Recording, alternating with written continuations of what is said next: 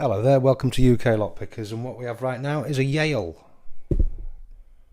4 levers, old English style padlock, but we're not going to be using this. And why, you ask? It's because, as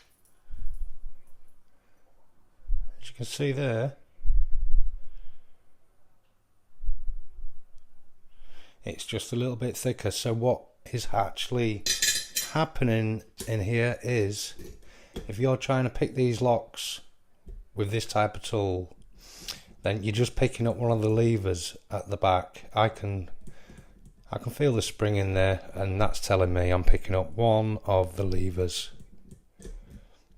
So there's 2 ways we can go about this. We can either thin the end of this and make it as short as this one, or as thin as this one, or we can attack it in another way, and I'll show you that way now. And this is a couple of wires. Put a wire there, right down the bottom of the shackle. It reaches the bolt.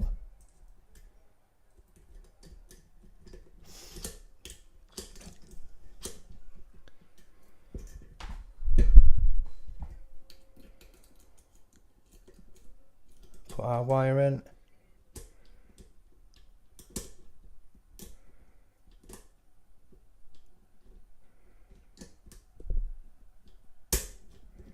And there we go. Open.